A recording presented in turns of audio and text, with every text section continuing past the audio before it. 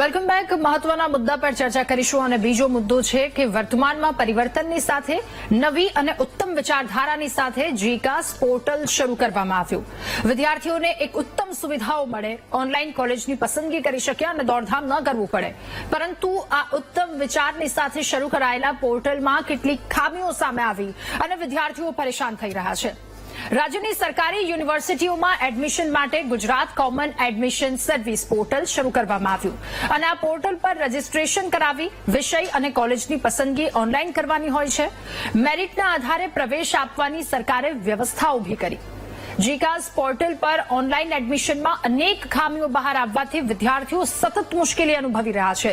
ગત વર્ષની પણ એ વાત એ પ્રકારનો દાખલો સામે આવ્યો હતો. આ સમસ્યા સામે આવી હતી કે ગુજરાત યુનિવર્સિટીમાં પ્રવેશ માટે 71,000 જેટલા વિદ્યાર્થીઓએ ઓનલાઈન રજીસ્ટ્રેશન કરાવ્યું હતું. એક વિદ્યાર્થી પાસેથી યુનિવર્સિટીએ 300 રૂપિયા ઉઘરાવ્યા, પરંતુ આ પોર્ટલ પર વિદ્યાર્થીઓને એડમિશન આપવામાં જે તે સમયે નિષ્ફળ ગયું. ત્યારબાદ એના પર કામ કરવામાં આવ્યું. ગુજરાત યુનિવર્સિટી અને જીકાસના પીએચડી કરવા માંગતા વિદ્યાર્થીઓ પણ પરેશાન થયા હતા. ત્યારબાદ અનેક રજૂઆત અને આ વખતે પણ આ જ પ્રકારની સમસ્યા વિદ્યાર્થીઓને આવી જ મુશ્કેલીનો સામનો કરવો પડી રહ્યો છે. જીકાસ પોર્ટલમાં સમસ્યાના લીધે સૌરાષ્ટ્ર યુનિવર્સિટીમાં હજુ સુધી માત્ર 18,000 એડમિશન થયા છે. વેકેશન પૂર્ણ થયું અને તેમ છતાં એડમિશન પ્રક્રિયા પૂર્ણ નથી થઈ. સૌરાષ્ટ્ર યુનિવર્સિટી સંલગ્ન કોલેજમાં 60,000 જેટલી બેઠકો પર એડમિશન પ્રક્રિયા બાકી છે અને આ સમસ્યાના લીધે વિદ્યાર્થીઓને મનગમતા વિષયમાં એડમિશન નથી મળતા. મનપસંદ વિષયમાં એડમિશન ન મળતા વિદ્યાર્થીઓ નારાજ થયા છે, રોષ ઠાલવ્યો એમણે. અને આ બધાની વચ્ચે નવાઈની વાત એ છે કે બોર્ડમાં 7મા ક્રમે આવેલી વિદ્યાર્થીનીનું એડમિશન ન થતા ઓનલાઈન એડમિશન પ્રક્રિયા પર અનેક સવાલો ઉઠ્યા છે. વેકેશન પૂર્ણ થવા આવ્યું, આ પૂર્ણતાના આરે છે, તેમ છતાં એડમિશન માટે વિદ્યાર્થીઓને હજી રઝળપાટ કરવી પડે છે. સૌરાષ્ટ્ર યુનિવર્સિટીમાં માત્ર 18,000 એડમિશન થયા, 60,000 જગ્યાઓ પર પ્રવેશ પ્રક્રિયા હજુ બાકી છે. તો એડમિશન ન મેળવનાર વિદ્યાર્થીનું કહેવું છે કે સરકારે એડમિશન માટે સરળ પ્રક્રિયા બનાવી રાખવી જોઈએ. એડમિશનની ઓનલાઈન પ્રક્રિયાના લીધે વાલીઓ પણ ચિંતામાં મુકાયા છે. ત્યારે સવાલ થાય છે કે ઓનલાઈન એડમિશનના નામે વિદ્યાર્થીઓની સાથે ક્યાં સુધી રમત રમાતી રહેશે, એના પર ચર્ચા કરીશું મહામંથનના બીજા મુદ્દામાં.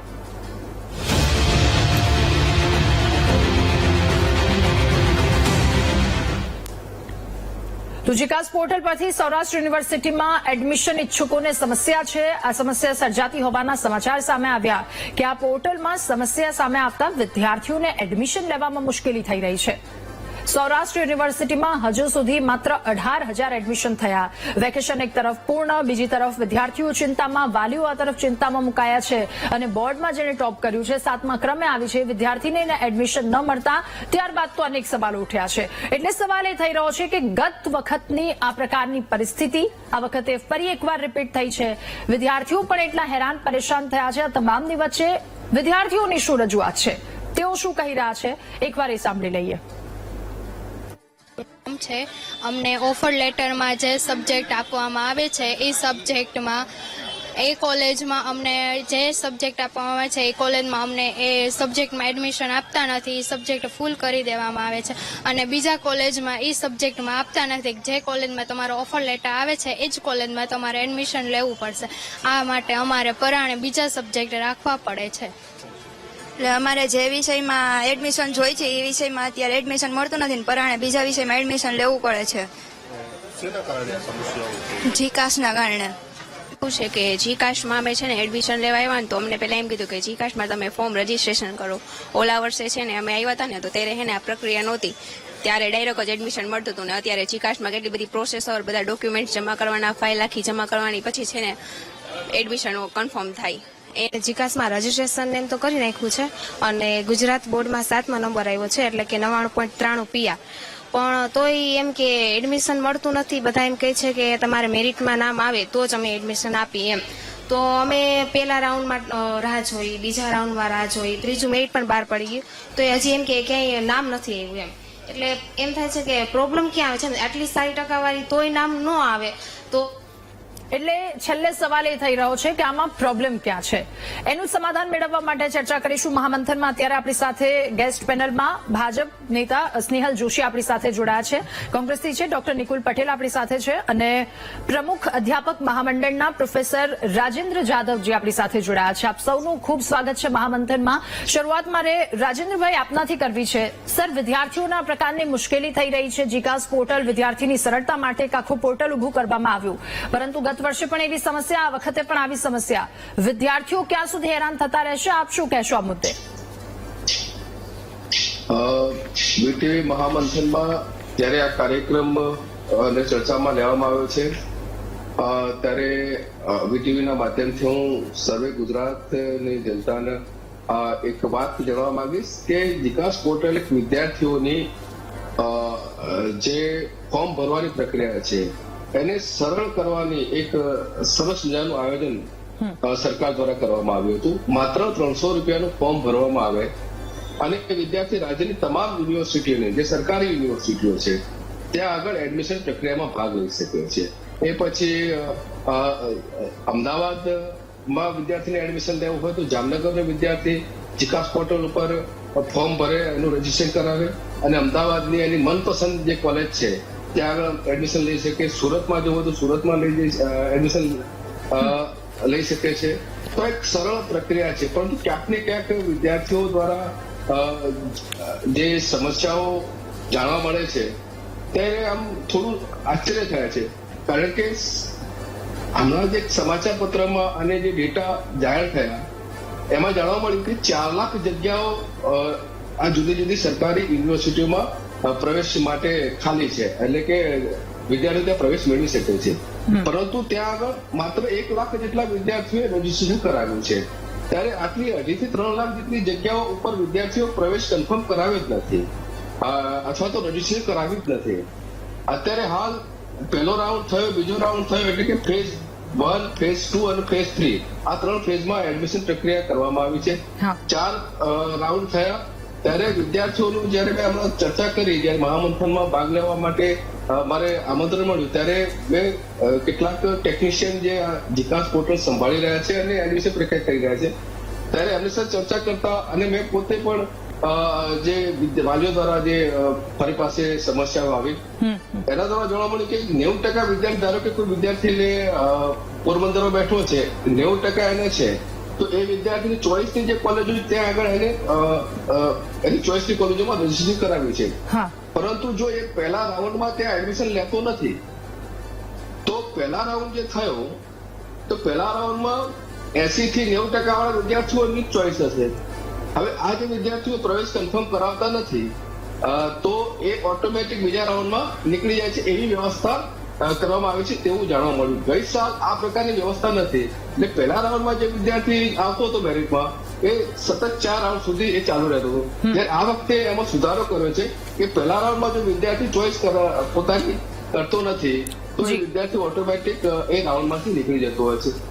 વસ્તુ અહીંયા એ જોવાની છે કે વિદ્યાર્થી જયારે ફેઝ 2 નું એડમિશન ચાલુ થશે એટલે એમાં જે વિદ્યાર્થીઓ પ્રવેશ કન્ફર્મ નથી કરાવ્યા એ વિદ્યાર્થીઓ અહીંયા ફેઝ 2 માં ભાગ લઈ શકવાના નથી, અને લેવા હશે તો ફરતી એની ઓટીપી એની આખી સિસ્ટમ છે ટેકનિક એમાં ભાગ લેવો પડશે.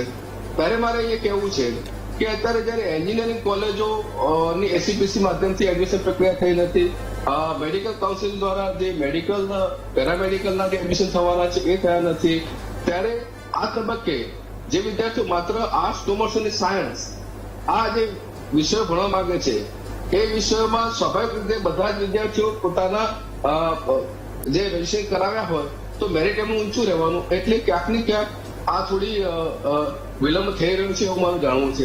મારે બીજું અહીંયા ખાસ કેવું છે, બીજું ખાસ એ કેવું છે કે કોલેજો જે શબ્દ ખાનગી કોલેજો ભરાઈ ગઈ, પરંતુ એમાં શબ્દ મારે વાપરવો પડશે કે ખાનગી યુનિવર્સિટીઓ કદાચ ત્યાં નિયમો જે છે ભરતીના એ સરકારી જે આ 14 થી 15 યુનિવર્સિટીઓ સરકારી જે છે એમાં જીકાસનો જે અમલ છે, જ્યારે ખાનગી યુનિવર્સિટીઓમાં આ અમલ નથી. કારણ કે ક્યાંક ને ક્યાંક ખાનગી યુનિવર્સિટીમાં જે પ્રક્રિયા છે એ પ્રક્રિયા પોતાની રીતે સ્વતંત્ર રાખવામાં આવે છે.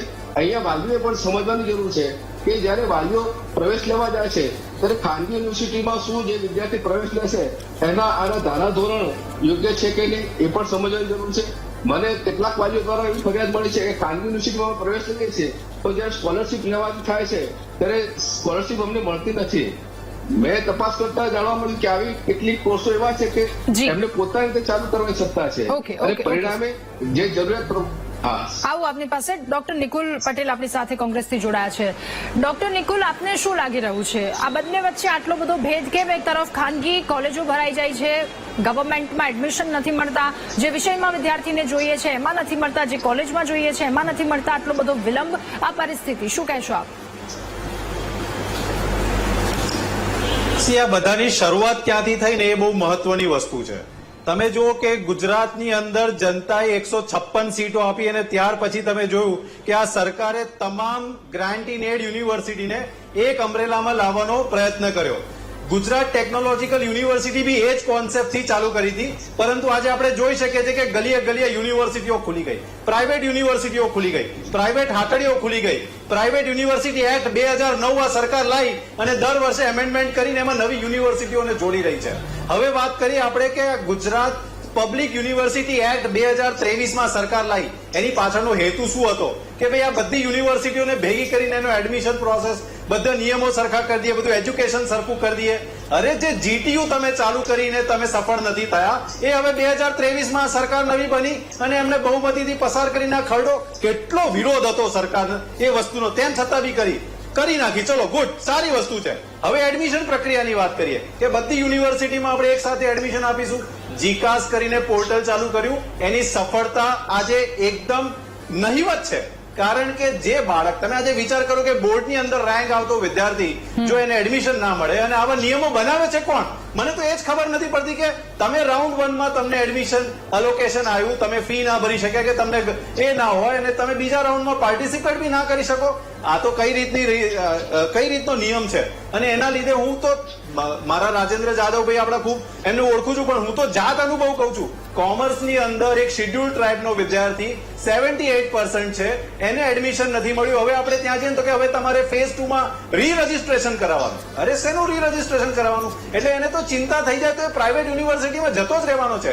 એટલે કે આ કશે ને કશે આ ષડયંત્ર લાગી રહ્યું છે કે ગ્રાન્ટ ઇન એડની જે યુનિવર્સિટીઓ છે એને એક છત્રમાં લાવ્યા પછી એના એડમિશન પ્રક્રિયામાં એ પ્રકારના ઘોચ નાખો કે લોકો કંટાળીને પ્રાઇવેટમાં જતા રહે. એટલે સરકાર ને હું વિનંતી કરવા માંગીશ કે તમારો એક છત્રની અંદર લાવવાનો જે પ્રયત્ન હોય છે, પરંતુ તમે એને સફળતાપૂર્વક ના જીટીયુમાં લાવી શક્યા, ના હવે આ ગુજરાત પબ્લિક યુનિવર્સિટી એક્ટ 2023 લાવ્યા પછી બી સફળ નથી. તો આવા અખતરા કરવાનું બંધ કરો અને જે સારી રીતે પ્રક્રિયા ચાલતી હતી એની અંદર લોકોને પ્રવેશ મળે એવું દરેક જગ્યાએ તકેદારી થતી હતી.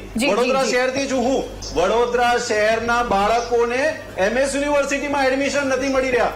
લોકો રજૂઆત કરી રહ્યા છે, લોકો આંદોલન કરી રહ્યા છે, પરંતુ આ સરકારનું પેટનું પાણી હલતું નથી. ખબર નહીં કઈ જગ્યાએ બેસીને કયા લોકો નિયમો બનાવે છે જેનાથી તકલીફ ફક્ત ને ફક્ત વિદ્યાર્થીઓને થઈ રહી છે, એવો સ્પષ્ટ આક્ષેપ છે.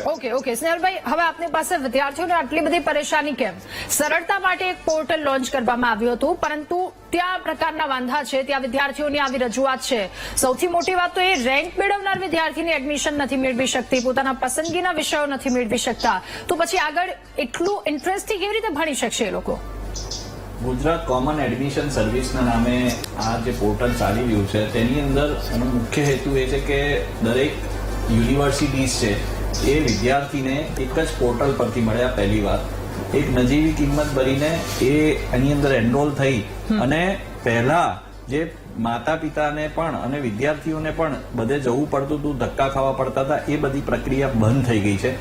ખાસ કરીને શહેરમાં રહેતા મારા ભાઈએ બરોડાની વાત કરી, પણ હું તો એમ કહું છું કે આપણા ગામડામાં પણ દૂર સુદૂર ગામડામાં રહેતો બાળક કે વિદ્યાર્થી પણ હવે ઓનલાઈન ચેક કરી શકે છે એના મોબાઈલમાં કે એનું સ્ટેટસ શું છે, એનું એડમિશન શું છે. સાથે સાથે એને એક ફ્લેક્સિબિલિટી મળે છે વિદ્યાર્થીને કે એ એકના બદલે 2 જગ્યાએ પણ એનરોલ થઈ શકે છે. એ પણ એક આની અંદર એક ફ્લેક્સિબિલિટી છે. વધતા ક્યારેક સ્ટડીઝની વચ્ચે પણ જયારે કોઈ માઇગ્રેશન કરવાનું આવે તો એ પ્રમાણે પણ એને જે સ્વિચ ઓવર કરવું હોય એમાં સરળતા રહેશે. બીજું મારે એ કહેવું છે કે GCAS જે છે એ આખું એક ઓપન એન્ડેડ પ્લેટફોર્મ છે અને આ શરૂઆત છે. એટલે ભવિષ્યની અંદર પણ આમાં જેમ જેમ વિદ્યાર્થીઓના રિવ્યુઝ આવે, જેમ જેમ જરૂરિયાત પડે તેમ સરકાર આની અંદર ઉમેરશે. સૌથી બીજી મહત્વની વાત એ છે કે આની અંદર જે ડોક્યુમેન્ટ વેરિફિકેશનની પ્રોસેસ છે એ કોમન ડોક્યુમેન્ટેશન વેરિફિકેશનની પ્રોસેસ દરેક યુનિવર્સિટીને ફોલો કરવાની હોય છે, એટલે આમાં ફોર્જરીના ચાન્સીસ ઓલમોસ્ટ 0 થઈ જાય છે. એટલે જે પણ વિદ્યાર્થી છે એને ન્યાય મળે છે અને કોઈ પણ પ્રકારના જે ખોટી વૃત્તિવાળા લોકો છે એ આની અંદર એન્ટર થઈ શકતા નથી. એટલે આ ખૂબ જ મહત્વનું છે અને વિદ્યાર્થીઓને એનાથી 100% લાભ થાય છે.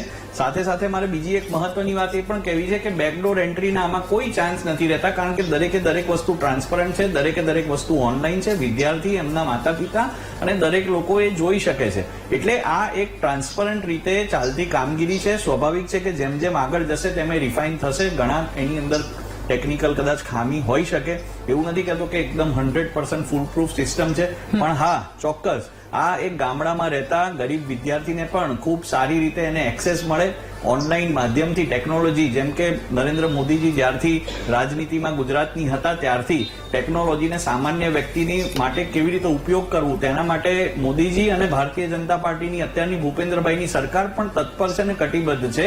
એટલે એના ભાગરૂપે આ એક પ્લેટફોર્મ ઉભું કર્યું છે કે જેનાથી વિદ્યાર્થીઓને સરળતા રહે.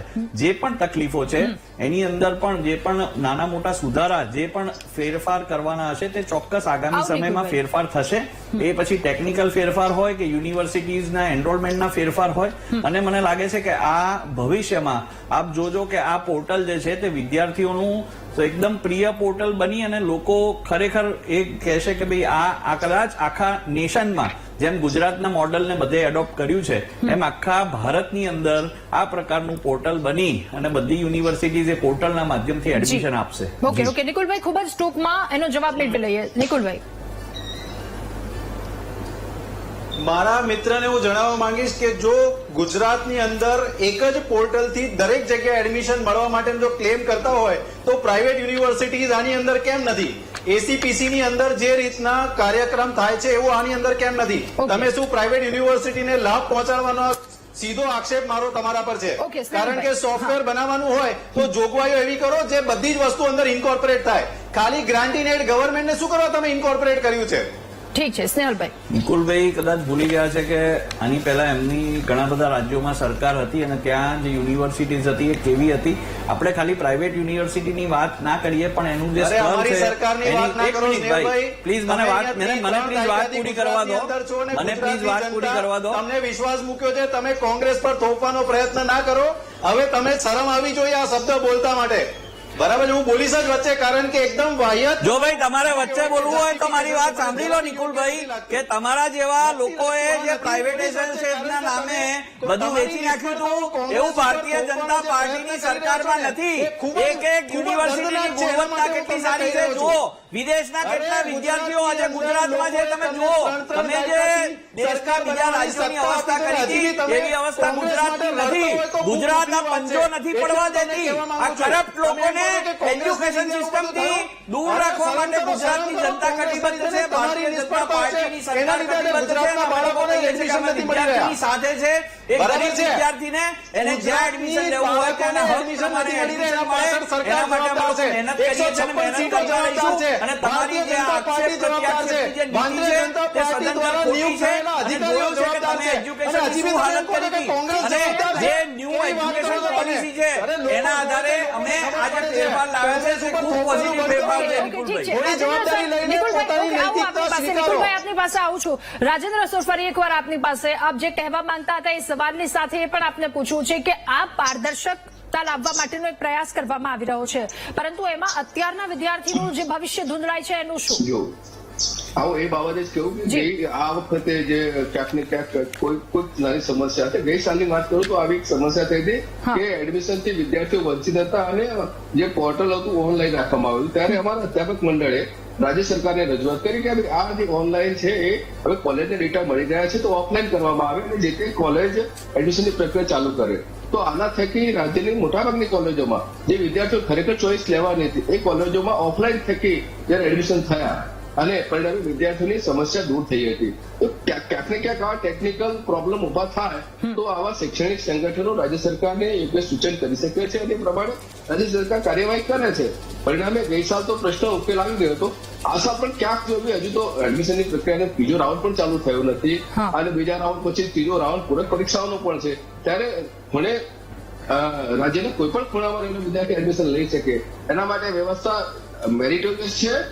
કોઈ ખાનગી યુનિવર્સિટીની જેમ બિન મેરિટોરિયસ નથી કે જ્યાં આગળ ત્યાં વિદ્યાર્થીને મેં વાત કરી અગાઉ કે સ્કોલરશીપ મેળવી તો પણ પ્રશ્ન ઉભો થાય. જ્યારે ગ્રાન્ટેડ કોલેજો અથવા સરકારી કોલેજોમાં જે મેરિટોરિયસ અધ્યાપકો છે, મેરિટોરિયસ સિસ્ટમ છે, પારદર્શકતા છે, ત્યારે વાલીઓને મારે આજે એક જ વિનંતી છે કે થોડી રાહ જુએ. રાહ જોવાનો મારો અર્થ એવું નથી ક્યાંક ટેકનિકલ સમસ્યા, કારણ કે જગ્યાઓ ખૂબ જ છે, પરંતુ ક્યાંક ને ક્યાંક એક્સાઇટ થઈને વાલી કોઈ લોભ લાલચ અથવા કોઈ ખાનગી યુનિવર્સિટી દ્વારા જે રીતે વાત કરવામાં આવે છે, પ્રલોભનો આપવામાં આવે છે, એનાથી ક્યાંક ને ક્યાંક વાલી આકર્ષણ જતું હોય છે અને પરિણામે સરકારી જે મેરિટ છે, હું તમને એક્ઝામ્પલ આપું કે અમદાવાદની એલડી એન્જિનિયરિંગ કોલેજમાં આજની તારીખમાં 90% એડમિશન મળતું નથી. કેટલાક વાલીઓના ફોન આવે કે અમારે આ વિષયમાં એડમિશન લેવું છે, મળતું નથી સાહેબ.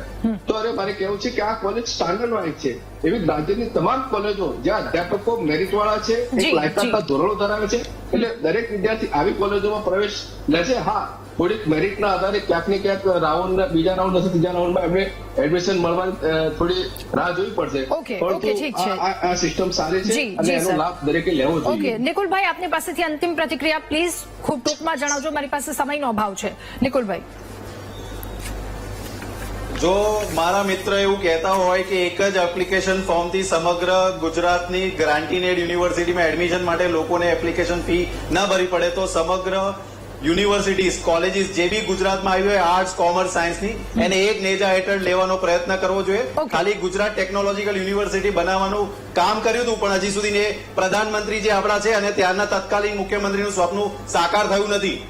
ઠીક છે. સ્નેહલભાઈ, આપની પાસેથી અંતિમ પ્રતિક્રિયા અને વિદ્યાર્થીઓને કેવી રીતે આ મુશ્કેલીમાંથી બહાર કાઢશો?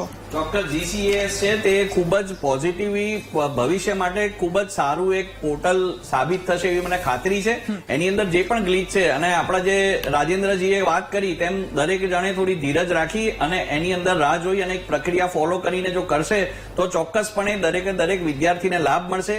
એક છેવાડાના ગામડાના પણ એક વિદ્યાર્થીને લાભ મળે એવું આ પોર્ટલ છે અને મને ખાતરી છે કે ભવિષ્યમાં આની અંદર ઘણા બધા જે પોઝિટિવ પાસા છે એ ઉમેરાશે. સાથે સાથે આ એક કદાચ આખું નેશન પણ આ પોર્ટલને એડોપ્ટ કરે એટલું સારું આ પોર્ટલ સાબિત થશે. જી, આપ સૌનો આભાર મહામંથનમાં અમારી સાથે જોડાવા બદલ, આ મુદ્દા પર ચર્ચા કરવા બદલ. તો બે મહત્વના મુદ્દા પર ચર્ચા કરી, કડી અને જે વિસાવદરની વિધાનસભાની પેટા ચૂંટણી, એ તો આવનારો સમય બતાવશે જનતા કોને સત્તાનું સિંહાસન સોંપે છે, અને આ તરફ જે પોર્ટલ પારદર્શિકતા માટે લોન્ચ કરવામાં આવ્યું છે એ ક્યાંક વિદ્યાર્થીઓની મુશ્કેલી વધારી રહ્યું છે. એમાં શું સમાધાન આવે છે એ આવનારો સમય બતાવશે, એ જોવું રહ્યું. મહામંથનમાં હાલ બસ આટલું જ. વધુ સમાચાર અપડેટ્સ માટે આપ ડાઉનલોડ કરો VTV ન્યૂઝની એપ્લિકેશન. નમસ્કાર.